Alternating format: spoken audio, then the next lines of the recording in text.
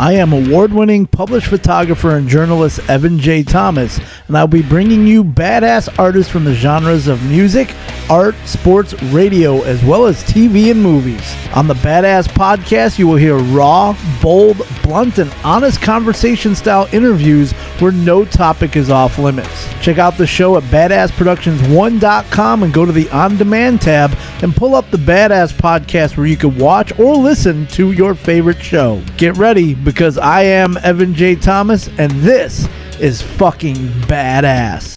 Yeah. Myles, William, Yep. Saul, here at, I think we're at live at 1175. 1175. In Kansasville, Wisconsin. First time I've ever been here. Pretty cool little venue. It is.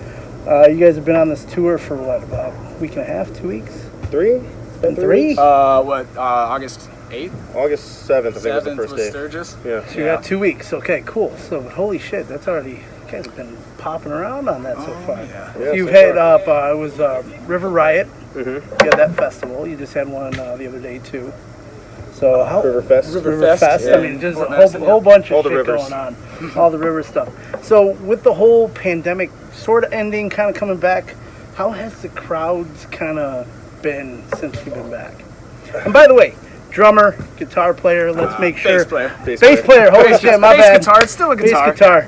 But I do have rhythm to say, I almost never have the non-vocalist involved. So as Zach was saying before, vocalists are boring. We want the more fun guys out here. Dude, that's what I was saying. I've been saying that for so long. So there you go. So we got the fun guys out here. And like I was saying, how has the vibe been since you guys have been back on the tour route? It's been way better. Like, for example, the first year we played Sturgis, it was decent. And then the second year, it was again decent, but that was in the middle of the whole mess of things. Yeah. But like we literally went from playing in front of like 100 people to now what was Sturgis at least 3,000? Oh, I'd say about 2,000 maybe. Yeah. Something like that. It was the crowd just went insane because they were ready to get back to shows. Got a lot of pent-up energy after being off for a year. And that's kind of what it seems like. It's like I've been to almost a dozen shows now since, basically March. It's been fucking amazing. And I'm not going to get political at all with anything because I hate that shit anyway. But it's coming back, and bands are like, I don't know if you saw social media today. Yeah, 9 Inch Nails canceled the rest of their tour. Yep. Deftones canceled the rest of their tour. I think it was Slipknot just jumped onto Riot Fest over 9 Inch Nails. So you have some bands that are canceling, some that are not, and it's like everybody's like all over the place. So it's like, how do you think this is going to handle kind of going forward? I mean, you're getting all these venues that are going to be requiring your vaccination cards, or at least a mask, or no COVID, positive, negative test. Yeah. I'm assuming for like bands our size, because we're not playing arenas in front of 20,000 people. It's going to be. But you have festivals. There are some festivals that might close out. I've been seeing a lot of us talk about that. Yeah, it's going to be a hell of a lot easier for staff and security to check, 200 people's cards compared to 20,000 people's cards at arenas. So hopefully they'll still let us play, let everybody come in that's vaccinated, all that stuff. Yeah. Well, apparently Lollapalooza got through it. Yeah, I don't they know said there was how. like 200 cases out of like how many, like 40,000 something people or whatever. It was it was about 70,000 a 70,000? day. 70,000 A day. Yeah, okay. So you had about 100 and do the math for me, 200 and something thousand people in there. 200 cases. Mm-hmm. But how many of those people actually got tested? I'm not even going to go there, but let's just let's just say there's probably a little bit more that went undetected. Mm-hmm. So with all this going on and looking forward to the rest of your tour and festivals, you guys have a bunch of festivals you guys are jumping on.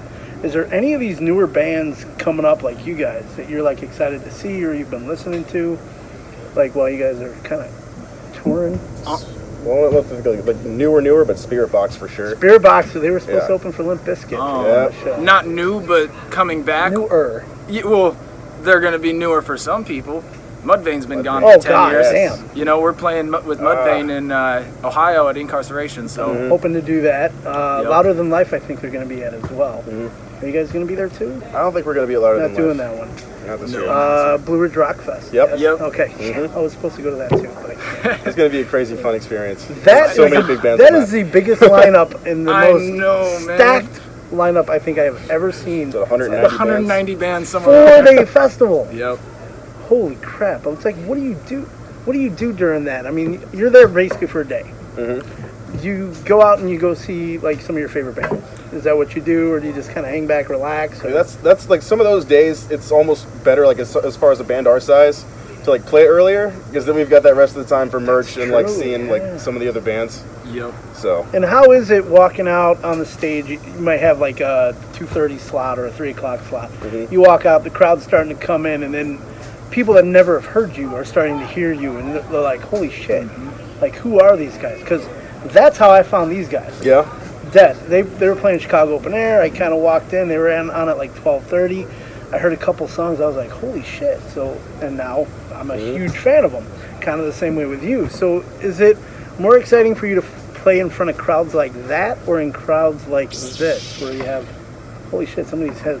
Oh, that's mine. I have Star Wars stuff. I got my Chewbacca and Han Solo on my arm. I got Baby Yoda on mine. So, do you guys like playing? I mean, obviously, there's a different vibe for each setting. Yeah, they both have their benefits. You know, with these, obviously, it's closer and not as hectic. You know, Yeah, you can a lot actually more spend intimate. time with some of these people that show up, and those other ones, it's like you look back and there's a line of 80 people waiting to take a picture, and it's like, whoa, I need to sit down, guys. That's crazy. And it's 100 degrees Yeah. out at 3 p.m. Yeah, and for me, that's more of a thing of like indoor versus outdoor shows. Yeah. Because like I love outdoor shows, I love the vibe of outdoor shows, but I hate the bugs, I hate the weather. Yeah, so I'm kind of the same way, and I hate the walking because holy shit, do you get tired afterwards. Oh yeah. Yeah, I'm like, I'm not young like you little pups are over here. So, I can't hang like you guys can. And packing up a drum set's a lot more fun inside than it is outside. Sort of. But it is. Sort of. It's harder because it's also really tight too at times. Hey, I'll take tight and air conditioned over like pouring down rain. Like it wasn't that one, that North Dakota show. Yeah. Holy shit. So talk to me about that one. What happened at that show? So that was that Minot? Minot, North Yeah, Dakota. Minot. We played with 10 years. Yeah, we like loaded straight off the stage like to outside, and it had just started raining. And then like as I was tearing everything down, it started raining harder. And they had to like bring a tent out and like build it. I was wiping off my gear for like a half hour the next day. It was an indoor show, but we had to do stuff outdoors. Yeah. Like, oh, So man, have you that guys was ever actually played in a rainstorm? No. No. Always when it Okay. passed by. So we've always got. Because I know things have changed in the past 10 years because of stuff that happened in like Indiana. By the way, the sound that you hear in the background, there's people playing beach volleyball right behind us. So just in case you're trying to wonder where all these people are coming from. So it was like 10 years ago, and actually I saw Foo Fighters play at Lollapalooza, and it was downpour. So if you've ever seen that show, look on YouTube. It's a fucking amazing. Oh, Goo Goo Dolls has an amazing video of I believe it's Glycerine, maybe. That would be Bush. Bush. My bad. Really? Bush. So they played in a rainstorm too? Yeah, dude, look I it up gotta on check that YouTube. out. It's amazing. It's a great. He's drenched playing his acoustic guitar. It's sweet. So Also, it'd be great to- Coldplay's got one too Yeah. from the Milo Xyloto era.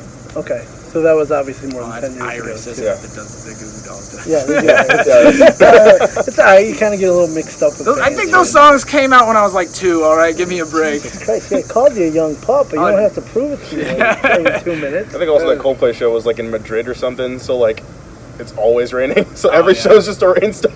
Jeez. So you guys said some of the festivals, one of the bands you guys really want to see, Mudvayne. Anyone else in particular, like I was saying, kind of the younger bands like Spirit Box, anybody else you kind of have seen coming up? Any new music that you're listening to? New music. I'm listening to Sleep Token a lot. Have you heard of Sleep Token? No. Oh, Sleep dude. Token. Now you just got me So involved. have you ever heard of the singer Sam Smith? Yes. So imagine if Sam Smith hired a gent band, Yeah, literally. or like a hard Holy rock shit, band. Okay. Like it's weird and it sends you on roller coasters. I was gonna and say with the Sam Smith-ish voice with a rock background. It's awesome. His voice is like very melodic, very soothing. It's like basically listening to like an ocean wave. Like that's how I feel it. But it like, kicks you in the back from behind, right? literally randomly it'll jump into some heavy metal. It's Yeah. awesome. and it's cool because like the guys like they're all masked up. Like I don't think no one knows like their actual Oh, identity. so like a Slipknot-ish or more of like a Gorillaz type or Yeah. And they still do live shows, but like they're all masked up and stuff when they do it. Yeah, That's that's cool. And even the lead singer? Even the lead singer. Yep. All right. So He's literally got just a cutout of his jaw, and that's all you can see. So that's like Hollywood Undead. Yeah. Oh my God, those guys are amazing. They were great too. live when I watched them play with Avenged Sevenfold. It was Oh, you've been to some shows too. Oh, yeah. Sevenfold Oh, and yeah. there you go. So some of the bands growing up when you guys were younger, what did you like? What were you into? Okay. Like I like your tattoos over here because it's this little stick figures. stick figures. I mean, you got to show some of these people. Some of these yeah, absolutely. I got just some get a little close nerd for it. things. Vegeta, Raiden, Chewbacca, and Han Solo. I see a Luigi. Wario, yeah, Wario. Herbie Husker, Go Big Red. Michael Jackson. Ash from Evil Dead. Who's your artist for those? Penny Stare, Eye Candy, and Council Bluffs, Iowa. That's pretty sweet, man. Yeah, she does better work. And then you got We just some had fun. pretty sick shit right there too. Yeah. And you were talking about you have some Star Wars. I just got the one. I got little baby Yoda. Can't really see it from this angle because you're You way can't off see a lot of in the stuff in corner. this. Yeah, Just but- because he's way over here and like hiding in the corner. So yeah, I mean, I love obviously getting tattoos. Do you have any music ones on you? Yeah, got my drumsticks right there. Nice. For one. Was that your hand? No, it's not my hand. So you have somebody else's hand on your Someone arm. else's hand is on my arm That's creepy constantly. as fuck, man. It's creepy. I have two hands. It's like that. What's the one I always see? The Bruce Lee. Oh, yeah, dude. Oh, yep. And I hate to say when you see it, they're like, and now Bruce Lee's jerking you off. Oh, okay. I was about to say that, but I wasn't It's sure. okay. You can say jerk off on the Badass podcast. Obviously, Okay. stuff like that. But I mean, yeah, that's a little kind of creepy. Yeah. Oh, dude, it's so funny though. It's the truth. It's hilarious. So I know I don't normally get this out of any bands. I've like once in the past year. New music. What you guys got going on? You doing studio stuff? I know you're gonna shut your mouth. You just gotta smile at me and wave and be like, "We got stuff, but soon." We'll just go with. Just ask him. What do you got? Some more Star Wars things, right? Be a Jedi, got to be patient, right? Yeah. Okay. So We've got a full length. we have one record out right now. Yeah, So we got a full length out. We're planning a 6-song polka record. yeah. There's gonna be a lot of accordion. And I'm you gonna know, wait. for no moment was I like thought you were serious when you even tried to say that, even with the straight face. Because your straight face only lasted about 2 seconds. I couldn't. As soon as I said polka, I was just like, nope, You didn't even know where you were going with that comment. not a clue. So are you expecting something by the end of the year, early next year? We don't know. We're the rhythm section. We don't. We don't make those decisions. Well, you're the guys that kind of can tell me, and then you just get kicked out of the band. Yeah, exactly. We're interchangeable, I guess. I hate to say it, but it's true. No, it is. I don't know where to go now with this conversation. It's been fucking fun so far. That's all I know. Oh. So, you're from where? I'm from York, Nebraska. I live in Lincoln though, so. Okay, and you said you were from Columbus, Ohio. Originally Dayton, Ohio. Dayton, Ohio. Yep. Before Saul, what kind of bands were you in? What type of music? Because he was telling me some stuff earlier. Yeah, I played in a band, 3-piece. I played guitar and sang. It was like a combo, a really weird combo. It was like Muse meets Red Hot Chili Peppers meets System of a Down.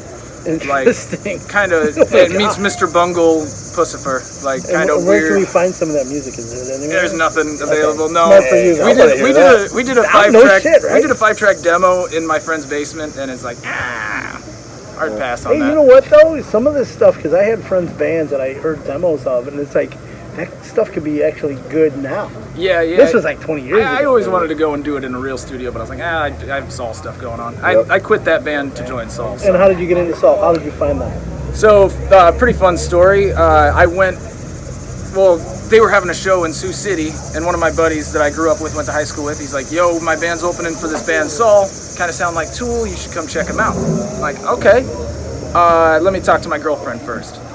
I didn't really want to go to the show, because it was all the way in Sioux City, and my girlfriend's like, no, you're not going to the show, and I'm like, all right, looks like I'm going to the show.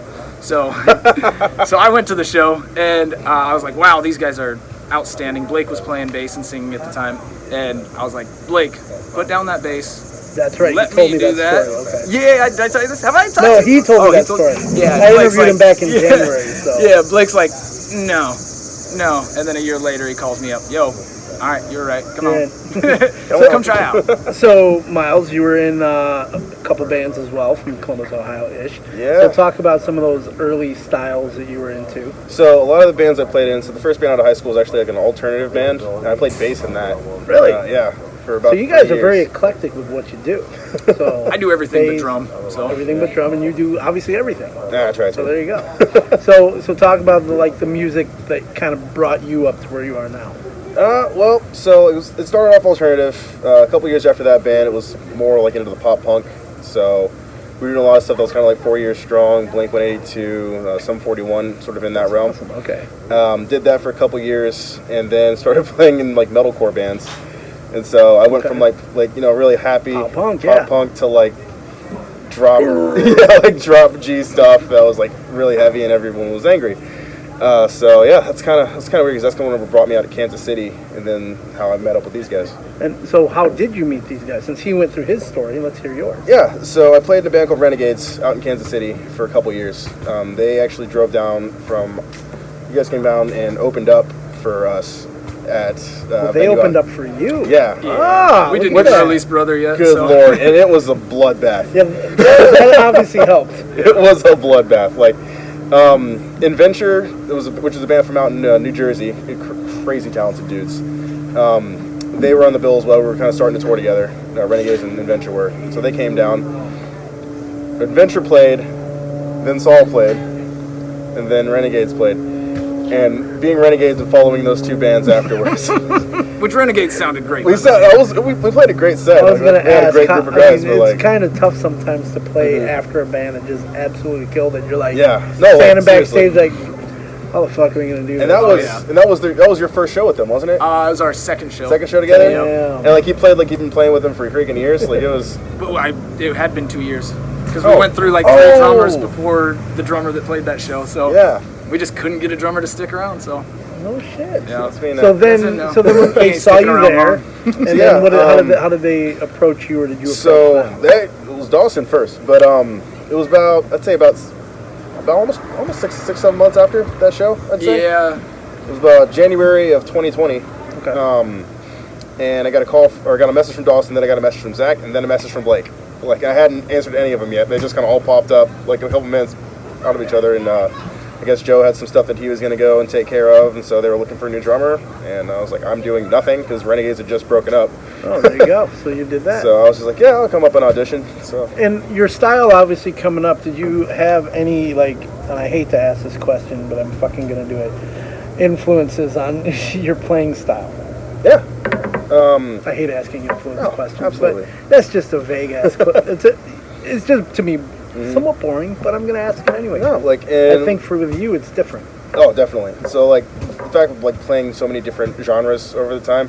So like I got metalcore influence strictly from like Matt Griner from August Burns Red, and it was a huge good one influence for me. Josh Manuel from Issues, because like Okay. he's got the metal side, but also he's got like sort of like the tasty funk like linear fills that I do a lot in Don't Close. Okay. So I got a lot of those influences from just like And then you did mention one that I'm shocked you haven't even said the name yet. You mentioned Blink-182-ish. oh like Travis Barker. I mean, Dude, I wouldn't. really Yeah, hard. he hits really hard. I'd say I He's get great, more though. of like my show influence from like a Travis Barker than anything. okay, because I was gonna say when I was you weren't as animated yet when I was watching the the sound check, but I could see it coming. Yeah. So I'm expecting that later in the show. You will. So I'm actually starting. This is my like third podcast that I'm doing like on separate things. So there's another one I'm going to be starting up called Sounds, Stories, Stages: The History of Rock Music Venues. Oh. Like iconic rock music venues. So do you have any of your what are some of your favorite places you guys have played on your, either with Saul or on your own?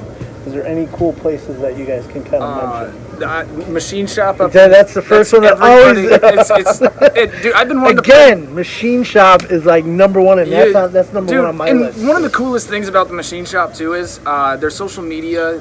Anytime we share, well, a lot of the times we share things, Machine Shop will share it as well, and it's like.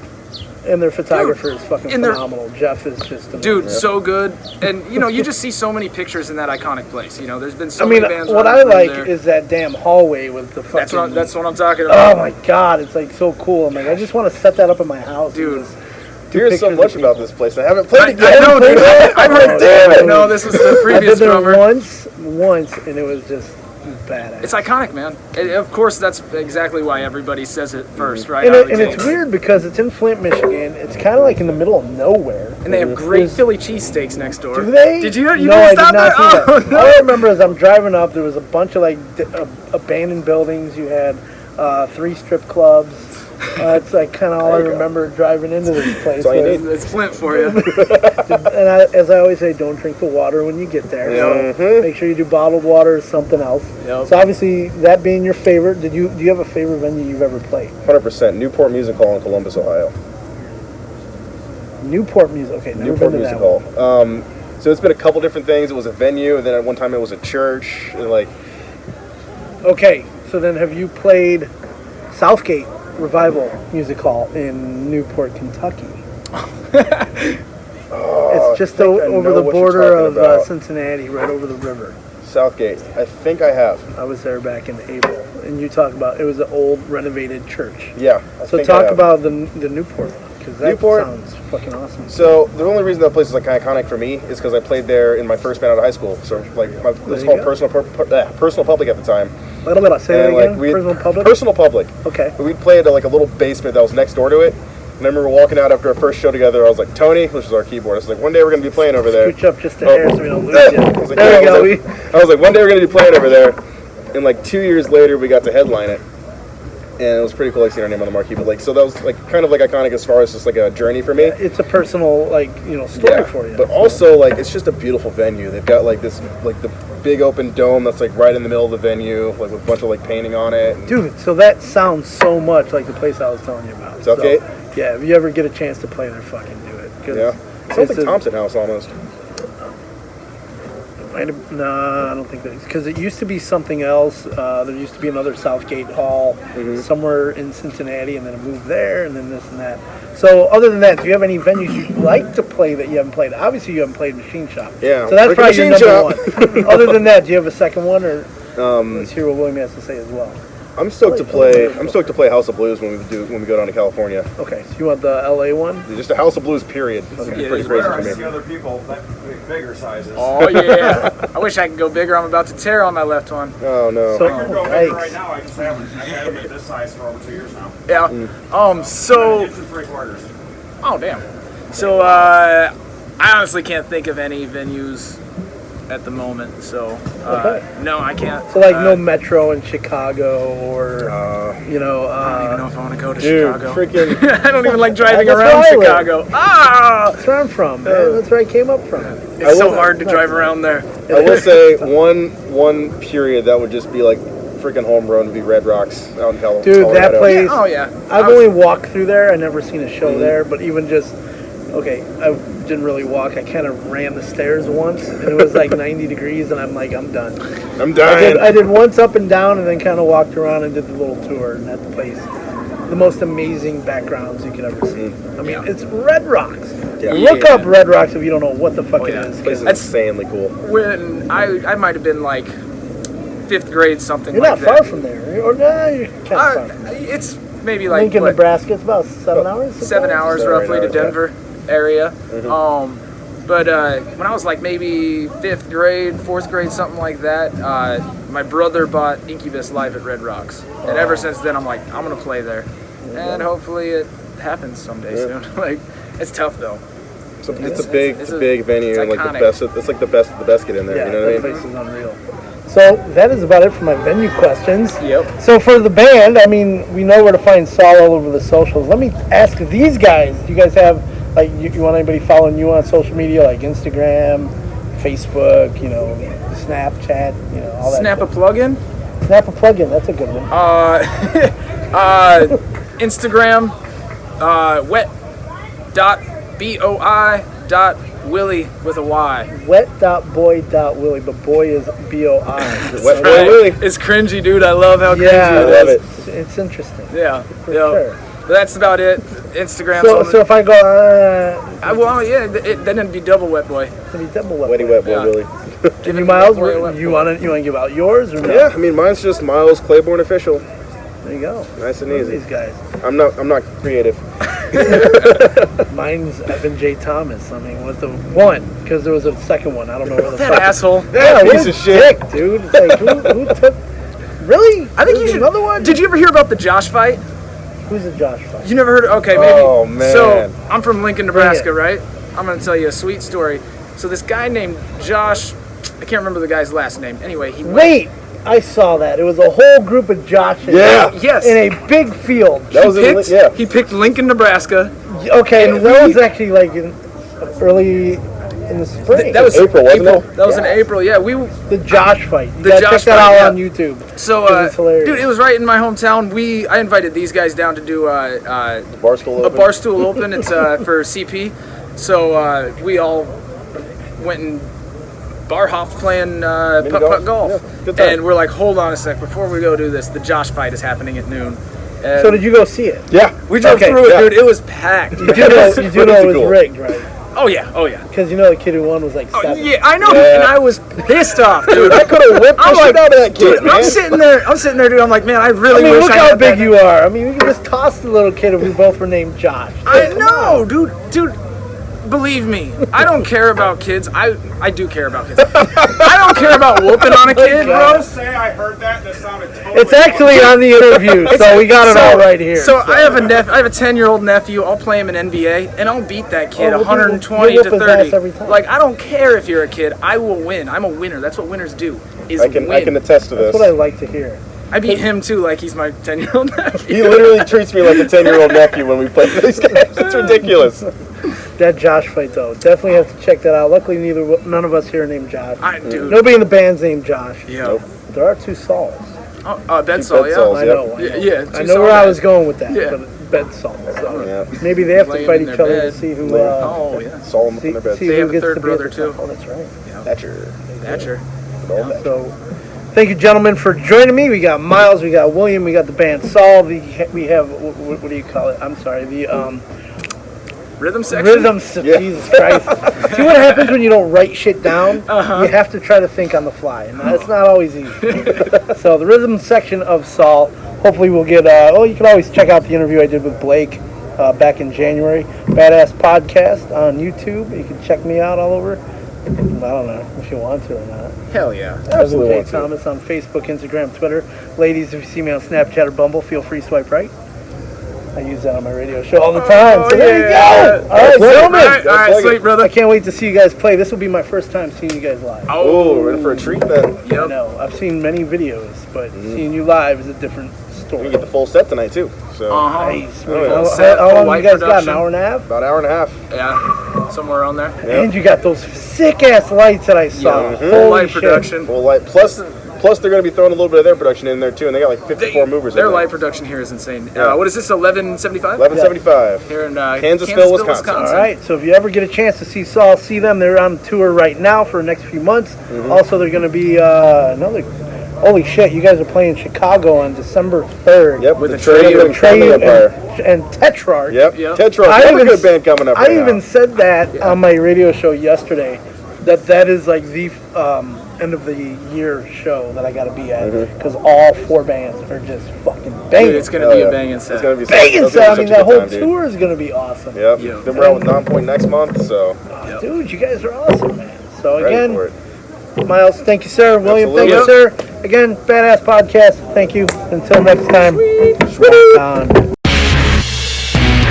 I am award-winning published photographer and journalist Evan J. Thomas, and I'll be bringing you badass artists from the genres of music, art, sports, radio, as well as TV and movies. On the Badass Podcast, you will hear raw, bold, blunt, and honest conversation-style interviews where no topic is off limits. Check out the show at badassproductions1.com and go to the On-Demand tab and pull up the Badass Podcast where you can watch or listen to your favorite show. Get ready, because I am Evan J. Thomas, and this is fucking badass.